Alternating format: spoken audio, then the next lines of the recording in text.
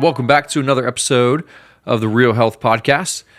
I am excited to bring you new content each week and helping you understand more about your health and the health of your family to help you on your journey to achieving real health with real knowledge in a commuter-style podcast. So thanks for listening.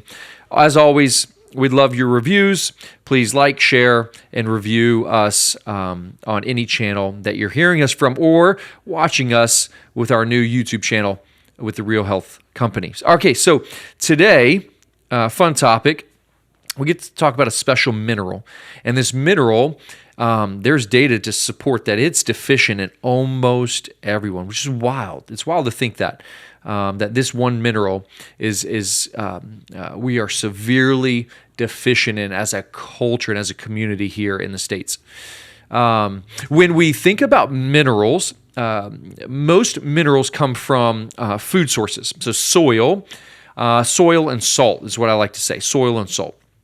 And if we look at a salad today, so if you were consuming a salad with all of that, like all those plants that are grown in soil, compared to a salad just a couple decades ago, the density of micronutrients is substantially less. Like there's evidence to show it's 60% less dense in terms of nutrient value of that salad today compared to that just over a couple decades ago.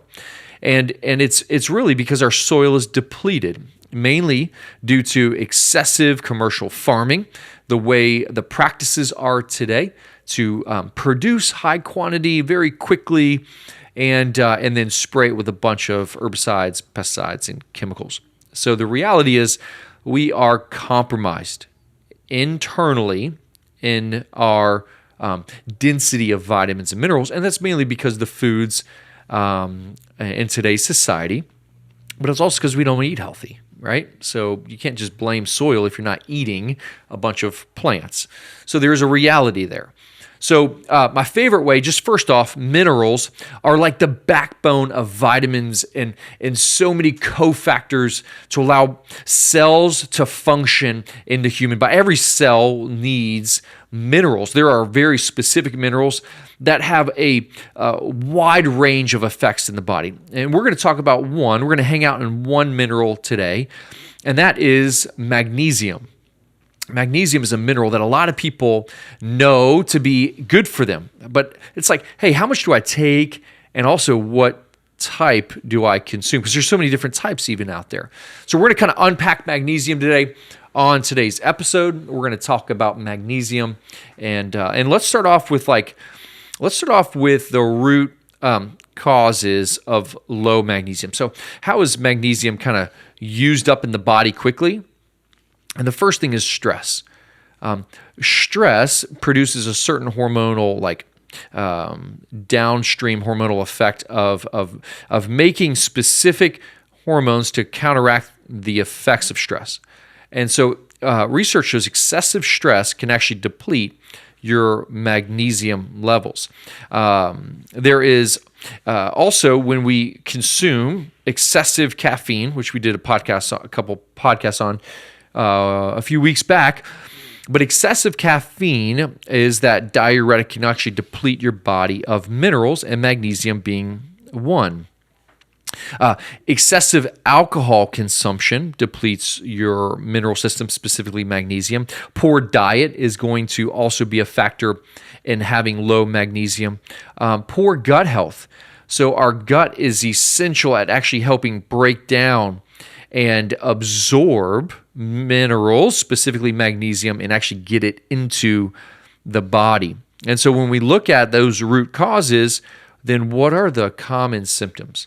And so if you're magnesium deficient, these are some of the symptoms that you could potentially have that are like warning signs. Hey, your body's talking to you, all right? You might be low in magnesium. So premenstrual syndrome, all right? So PMS, like cramps, right, could be a sign that excessive cramping could be a sign of low magnesium. Magnesium is actually given to help support cramping pre-cycle. Nausea, anxiety, or any type of like anxiety, depression. We see insomnia, brain fog, headaches. Other symptoms could be even like craving chocolate. Why chocolate? Because chocolate actually contains magnesium. So we can actually have natural cravings for chocolate. Heart palpitations, something we kind of hear a lot about in the office. Like, hey, I'm just having these I recommend magnesium for heart palpitations. Restless leg syndrome. So at night when your legs are just restless, I say, hey, go soak in a bath of Epsom salt before bed. And the patients usually report an improvement in their restless leg syndrome. So we see a correlation there. We see it with like IBS and constipation, so digestive symptoms. And again, going back into like restless leg syndrome, any type of like muscle cramps and spasms can be associated with a deficiency in magnesium. So if we then kind of keep extrapolating this out, let's talk about nutrition for a second before we talk about what types of magnesium are out there and how they benefit the body. So what foods are high in magnesium? Because this should always be our go-to. Not just supplementing for everything that we're lacking in our nutrition, but trying to get as much as we can from food. And who doesn't love chocolate to obviously increase magnesium? So foods that are high in magnesium, I'm going to give you a few here. So avocado is actually really high in magnesium. Legumes are high in magnesium. We see like almonds and cashews, so nuts. Walnuts are high, and Brazil nuts even high in magnesium. Black beans are high in magnesium. Flaxseed is another really cool seed. I like to add it to my smoothies and blend it up, and that's high in magnesium. Side note to flaxseed. Don't buy flaxseed that's already been ground. You don't want to buy pre-ground flaxseed because when flaxseed is ground, the oxygen, so we call it oxidative free radicals, your food can get oxidized. And when flaxseed gets oxidized, it actually becomes rancid. The healthy fats that are unstable become rancid. So make sure when you get flaxseed that you buy it as the whole seed. Cooked spinach. So spinach is really cooked is high in magnesium. And the reason why we want to cook our spinach is because actually spinach raw is high in phytic acid and oxalates. This is terrible for your joints. And we'll probably do an episode about this down the road. But this is how plants can actually cause disease in your body, how plants can cause arthritis and pain and joint pain because of those oxalates and phytic acid. So make sure you cook that spinach. And then again, like I was saying before, dark chocolate. Chocolate is a phenomenal source of magnesium. So who doesn't love chocolate? Okay, so let's get into magnesium types. And this is when things get a little bit funky. When you go out to the store and you look for magnesium, you're like, which one should I get? How should I, purchase? Well, magnesium can come into a lot of different forms. The first thing is, I love Epsom salts. Epsom salt baths are fantastic for detoxification and getting magnesium sulfate salts into the body. So if you're not consuming any magnesium, even just doing an Epsom salt bath soak a couple days a week, and especially great for kids, this is a great way to give your body magnesium. Soak in for 15, 20 minutes and just absorb that magnesium, okay? So if your kid is like anxious or stressed or nervous, or you're just working with their brain to create a healthier brain, magnesium Epsom salt baths are great. Okay, so the first form we're going to talk about is magnesium glycinate. Magnesium glycinate.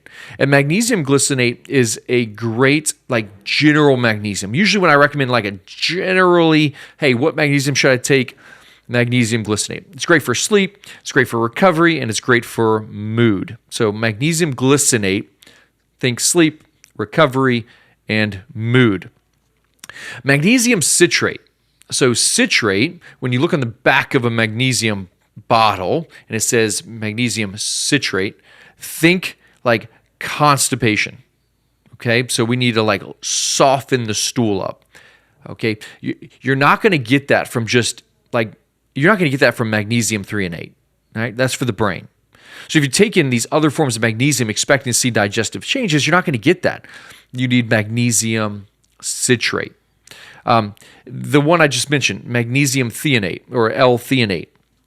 Magnesium threonate is specific to where it's a size that crosses the blood-brain barrier and is great for the brain. So anything that's brain-related, headaches, migraines, sleep, brain fog, memory improvement, that's where you're going to lean towards the more expensive, the higher-end magnesium of all forms, and that's the magnesium threonate with a TH. Magnesium chloride. So magnesium chloride can be given for digestion and blood sugar, and it can be also considered a laxative. So this is a common one that is given as a laxative. There is a form of magnesium called malate. Malate-based magnesium, think malate, think muscles. So great for muscles, muscle recovery. It's great for the Krebs cycle, which is your mitochondria. So it is like the cofactor to allow you to make ATP. So this is great for energy, or if you're just trying to restore mitochondrial health, magnesium malate is a great form. And then the last one is magnesium taurate. So Taurate. Magnesium taurate, think heart. Taurate, think heart. So hypertension, heart palpitations, arrhythmias. Specifically, you want to dose magnesium taurate in that condition. Okay, magnesium is not a treat-all. It's not like an end-all, be-all. It doesn't treat everything. But I'll tell you, if you're magnesium deprived and depleted, which you can test your magnesium levels, and you start supporting it, it does make a tremendous difference in overall health. And if you're trying to specifically focus on one area of your health, think through, okay, well, what form should I consume? All right. Think through getting general magnesium support through avocado and chocolate and flaxseed.